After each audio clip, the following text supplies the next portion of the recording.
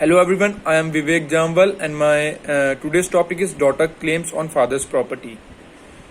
So, do you think that daughters can claim the father's property or do they have any right that they can claim father's property? So today we will discuss about this topic that what are the rights and can daughters claim the father's property?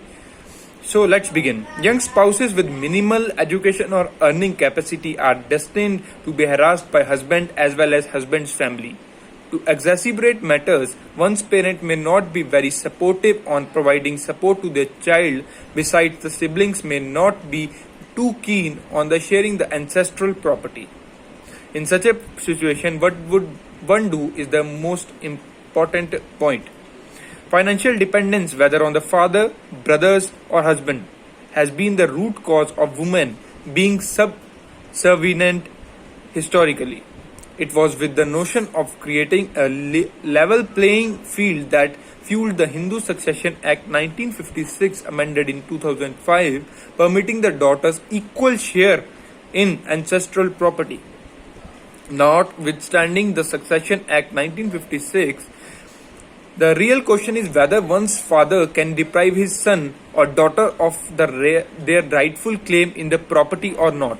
If the property is ancestral, according to Hindu law, there are two types of property, ancestral and self-acquired. By definition, ancestral property is essential 4 generations of an inherited, undivided property with male heredity. Descendants, regardless of a daughter or son, has the birthright to an equal share in the property. Prior to 2005, only sons rather than daughters were claimants of shares in ancestral property. It means prior to 2005, there is no such right to a woman or to any girl that they can claim the ancestral property. But after the 2005 Act, they can claim or they have right of ancestral property. Therefore, legally, a father cannot will ancestral property to whomsoever he desires, or in other words, a daughter cannot be deprived of her share in the ancestral property. So it is not on the father that whom he desires that he can give his property. It is upon the generations. If the 4th generation is ongoing, then the girls can claim property. If father self-acquired property, what if as we know, as I told you, that there are two types of property. One is self-acquired and other is ancestral property. So I told what in case of ancestral property. So now what in the case of self-acquired property of father? In case of self-acquired property, for example, whether a father may have purchased a plot of land or house with the money he has earned, a daughter's position becomes weaker. The fathers in this situation like this would have the right to gift the property or will the property to whomsoever he wants, and the daughter would be constrained to contest her father's decision. So in this case, it is the father's property, as he owned the land and he bought land on his own money. So it depends upon the father that he can gift it to anyone, or whether male boy or woman, girl, his daughter. So it depends upon the father whomsoever he thinks that I should need to give it, then he will give the property to that person. Death of the father intestate. So what if the father intestate died? If the father leaves no will, intestate means here the person who dies without will. For example, father, if he has property, suppose he has property and he died without will. So will means that to whom to give the property, or who is the owner now after the death of father, who will be the owner of his property. So intestate means if he died without property, without will, what will be the solution now? So let's begin. If the father leaves no will and dies intestate means without will, without telling that whom will be the owner of the property. All legal heirs have an equal right to the property.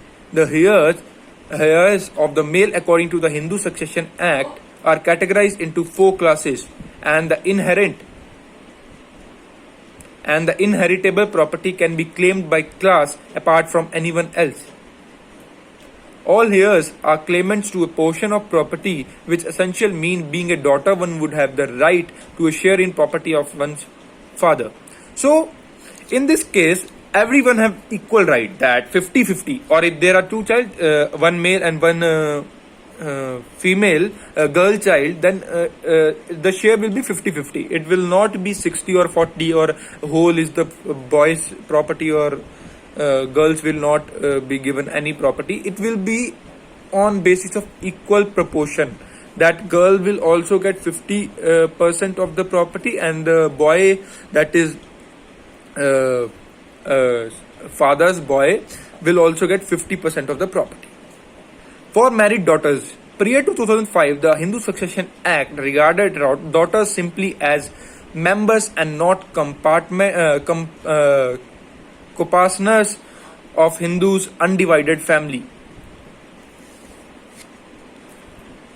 Co-partners are the descendants of common lineage with 4 generations in the beginning, with a bright right to property that may be ancestral or self-acquired. Nonetheless, married daughters are not regarded as member of the HUF, that is Hindu undivided family. After the amendment in 2005, daughters have got the recognition of co-partner, and the fact that she may be married does not alter her claim over the property of father. Before 2005, the daughter is not. She doesn't have any right that she can claim the property. But after 2005 Succession Act, she can now claim her property, father's property, or her mother's side property. That is her home with prior to the marriage. It hardly matters whether the birth of the daughter was prior to or after the 9th September 2005. It doesn't matter that she born after 2005 or prior to 2005. The act will be followed in any case. If he married before 2005 or if he married after 2000, it doesn't matter.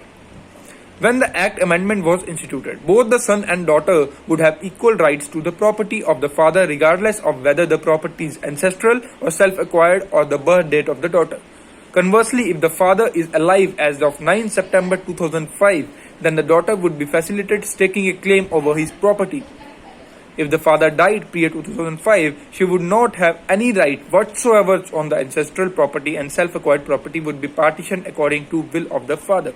So, on the conclusion basis, I would like to say that girls have equal power, women have equal power, equal right that they can claim their father's property. It is nowhere written in the constitution that only the boys or the male child have full right that the property of the fathers is theirs. Both the girl and male child have equal right of their father's property, and prior to 2005 it is nowhere mentioned that prior to this act it is nowhere mentioned or nowhere explained that girls also have this right. So, but after this act, girls got, or the women's, or the, we can say, daughters have got equal right, and they got vigilant that they also have such rights that they can also claim their father's property. Hope you get benefit from my videos. Thank you.